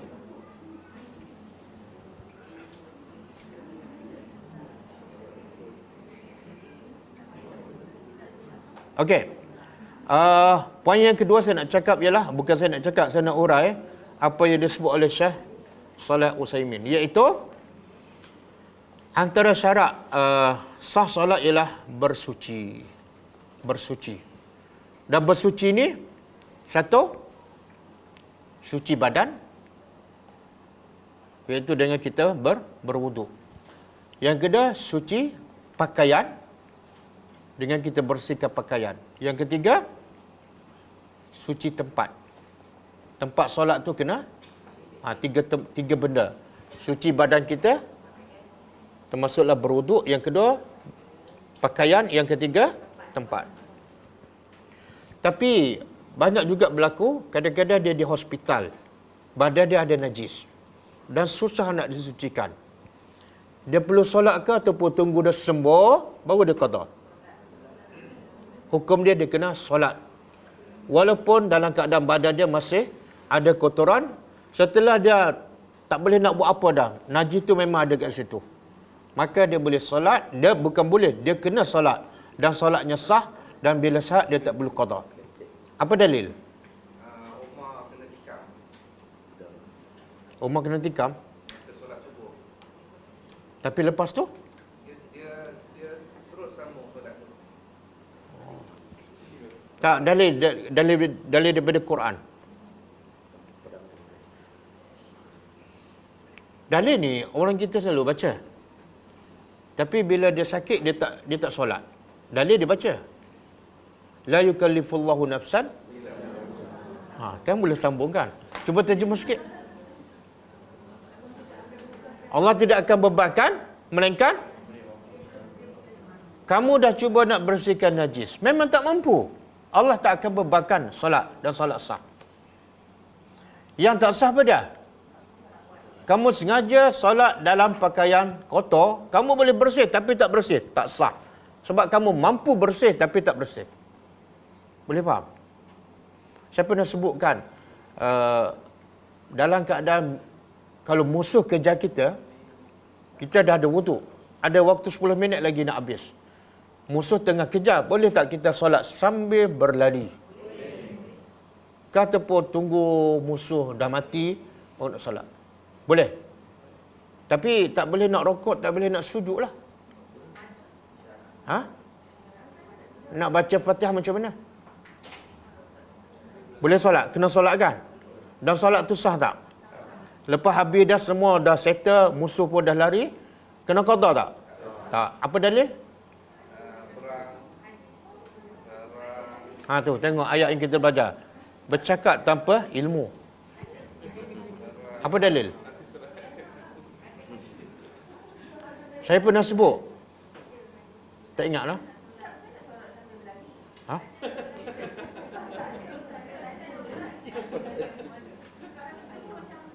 Macam mana solat sambil berlari? Kita rasa pelik kan? Yang saya lagi pelik, dia tak berlari pun tak solat. Relax je, tak solat. Yang tu yang patut kita pelik.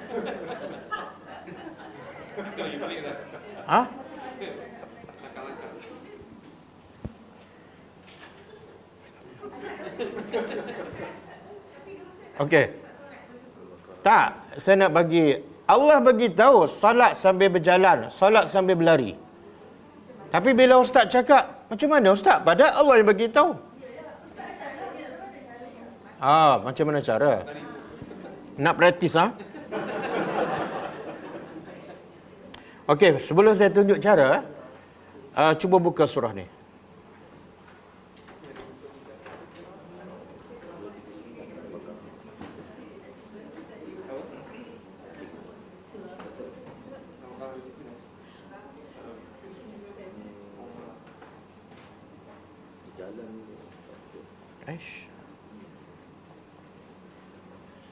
Surah Al-Baqarah ayat 239. 239. Muka surat 39. Muka surat 39 ayat 239. Kalau tak ingat lagi tak tahu lah. Ha? 239, muka surat 39.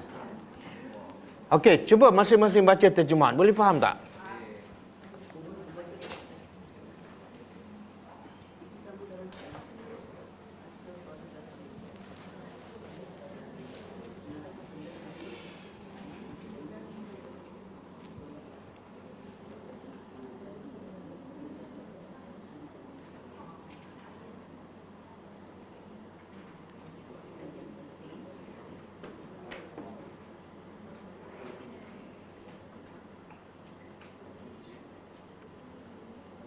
Okey, Allah kata apa? Sekiranya kamu dalam keadaan takut. Dan Allah sebut tak takut kerana apa? Tengok subhanallah. Itulah rahmat Allah. Allah tak sebut takut kerana apa. Kalau Allah kata takut kerana dalam peperangan, mana kalau takut pada musuh tak bolehlah. Kalau takut pada perompak tak bolehlah. Kalau takut pada ular tak boleh. Umum. Apa saja jenis takut, maka Allah kata apa? Salat rijalan, berjalan. Kalau musuh lagi laju, Allah kata apa? Rukbana, naik kenderaan. Lepas tu Allah kata apa? Fa iza amintum, bila kamu dah rasa aman, maka ingatlah pada Allah, iaitu solat sebagaimana solat biasa. Jangan macam solat dikejar orang. Dah terbiasa 3 hari solat dikejar, hari ke-4 pun. Okey. Allah sebut tak cara solat sambil berlari? Allah tak sebut. Kenapa? Kenapa Allah tak sebut? Kalau Allah sebut, akan menjadi susah bagi kita. Allah kata berlari macam ni, rokok macam ni. Betul tak? Sebab Allah yang mencipta manusia, Allah tahulah bila berlari, kita tak boleh nak tentukan. Maka, ada satu ayat lagi. Fattakullah mastata'tum. Takutlah pada Allah, taatlah pada Allah sekadar yang kamu mampu. Kalau boleh rokok, rokok. Tak boleh, jalan je, baca Fatihah. Kemudian bila nak rokok, buat isyarat. Allahu Akbar. Sambil berjalan, sambil berlari. Kemudian bila bangun, sambil Allah, sambil berlari. Bila sujud, boleh sujud. Kalau nak sujud, baik serah diri terus.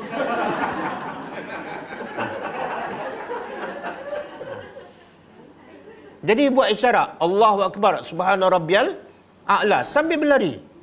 Kemudian bangun daripada sujud. Rabbi firli. Allahu Akbar, Rabbi firli. Semua sambil berlari. Itulah Islam.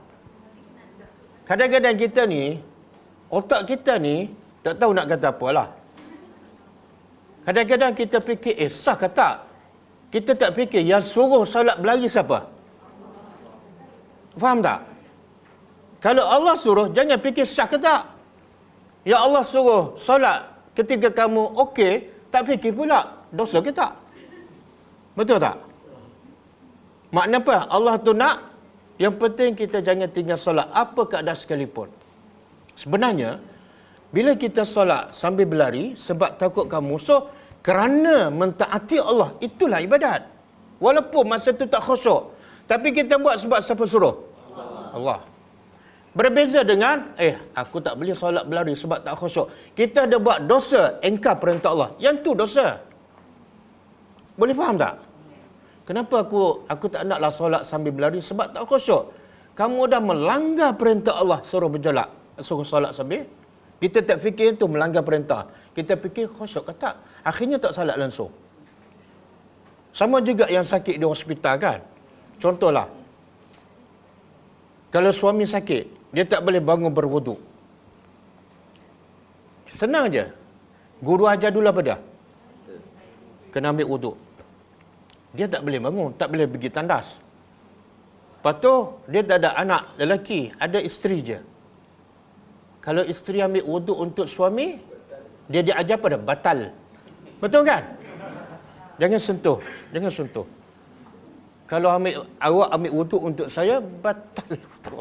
Dia tak fikir, tak solat adalah berdosa dan boleh terkeluar dari Islam. Yang tu dia tak fikir. Dalam kepala dia apa dah? Lepas sihat, qada. Tengok-tengok, 2 hari sebelum sihat, kon. Mati. Tengok cara kita berfikir salah. kita bukan nak fikir macam mana nak taat pada Allah, tapi kita fikir dengan otak. Tak khusyuk solat ni, kita fikir pakai. Itulah nafsu. Buat aja apa yang Allah suruh. Kadang-kadang kita fikir, kalau solat sambil berlari tak khusyuk. Kamu dah berdiri solat, tak berlari pun, tak khusyuk-khusyuk pun. Betul tak? Melayan je. Okey. Tengok cara. Bila kita belajar dari Quran dan Sunnah, Islam tu luas dan Islam tu sebenar mudah. Tapi kalau kita belajar Islam daripada mulut orang, banyak halangan, banyak pantang larang. Naik kapal terbang tak boleh solat, hormat waktu. Banyak pantang larang. Okey. Cukup ah?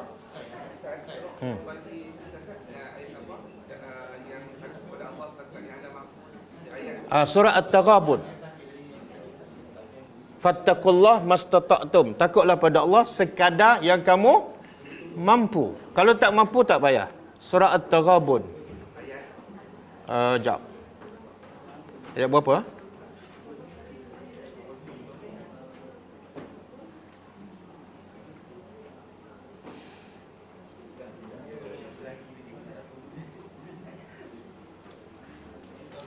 Enam belas. Apa dia soalan? Okey. Order. Nak cerita.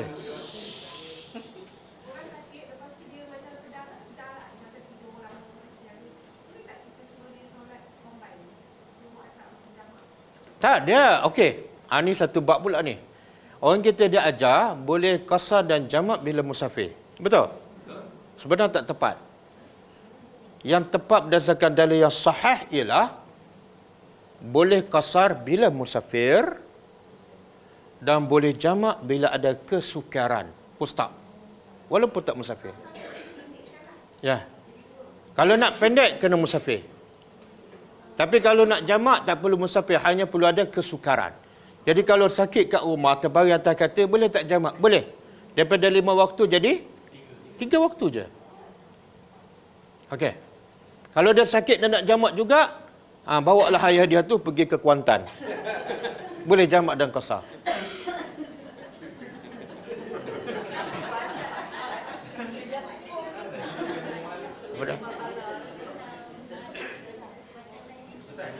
Kuat sikit.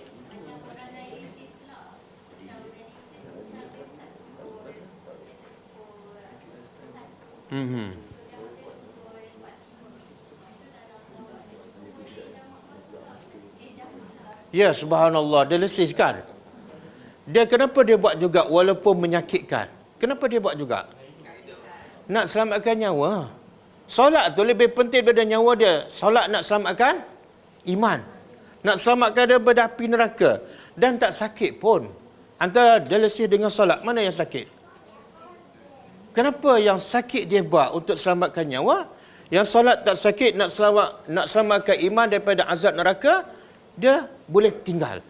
Pelik tak cara berfikir? Boleh. Boleh jamak, boleh jamak. Siapa yang tanya?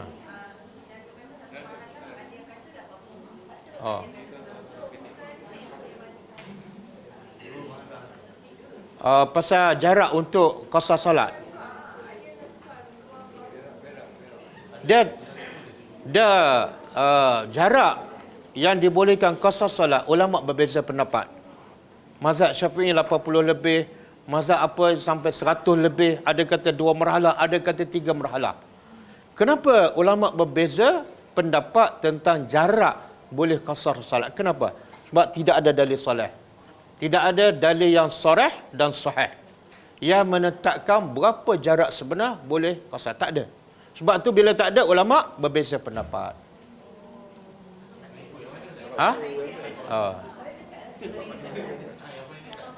Yang paling dekat ada hadis Nabi qasar salat dalam jarak 5 batu. 5 batu. Hadis sahih. Tetapi kata ulama jangan ambil mudah. 5 batu je jamak, 5 batu je qasar. Tak. Ukuran dia macam ni. ukurannya ialah uruf. Bila tak ada dalil yang sarih, yang jelas, ukurannya uruf. Kalau kita tanya orang ramai, perjalanan macam ni adakah musafir ataupun tidak? Kalau majoriti orang mengatakan musafir, walaupun 50 km, boleh jamak dan qasar. Boleh faham?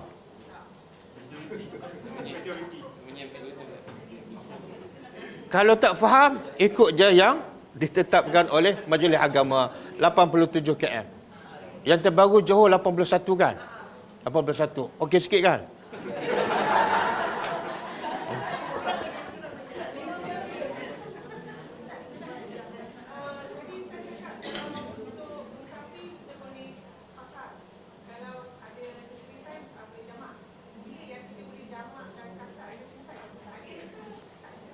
Macam mana? Boleh. Bila kita musafir dan ada kesukaran, dua-dua boleh. Tapi ulama kata kebiasaannya bila musafir biasanya ada kesukaran. Maka ulama kata boleh kita nak qasar dan jamak bila musafir.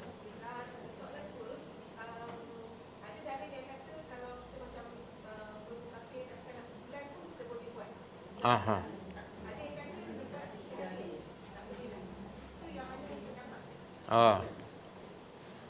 Ni bahaya ikut orang kata sebab orang ramai kan.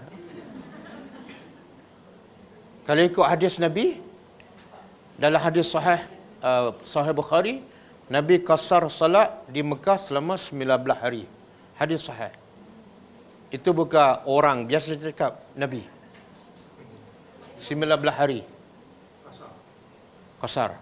Kenapa dalam hadis itu sebut qasar? Sebab syarat nak jamak mesti ada, bukan. Mesti ada kesukaran. Jadi Nabi bila buka kota Mekah, okey semua dah clear, Nabi duduk kat Mekah relax. Jadi Nabi tak jamak lah. Faham tak? Nabi qasar saja. Dan ada sahabat yang qasar selama 6 bulan di Azerbaijan. Sahabat.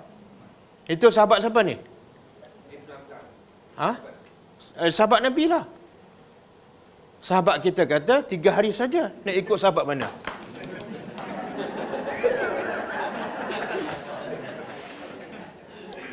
Okey. Kuat-kuat sikit.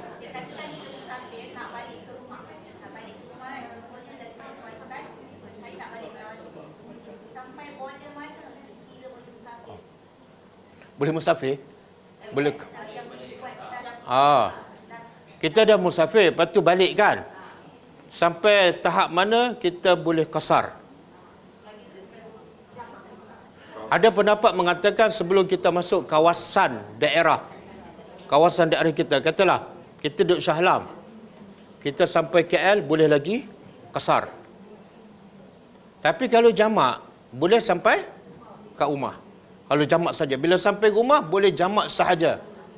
Qasar tak boleh sebab tempoh musafir dah habis. Okey. Sebab itulah yang terbaik apa dah? Kalau kita musafir nak balik, siap jamak dan qasar kat airport. Kalau dah masuk waktulah.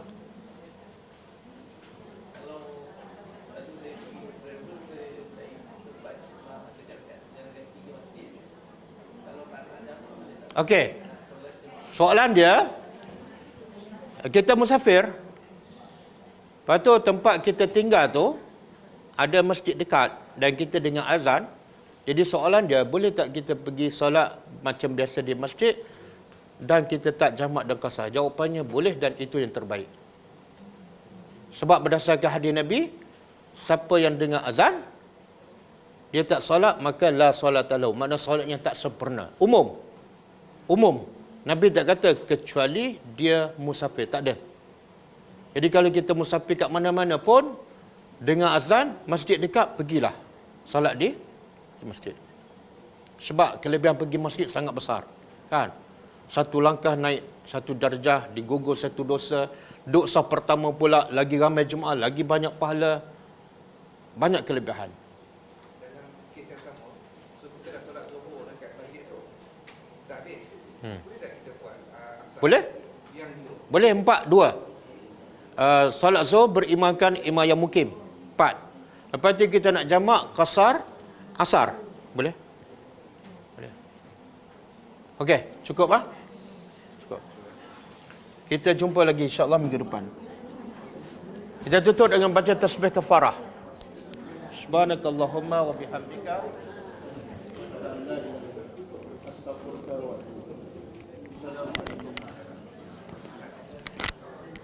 Kenapa? كتاب الله ترق جنانه وتنل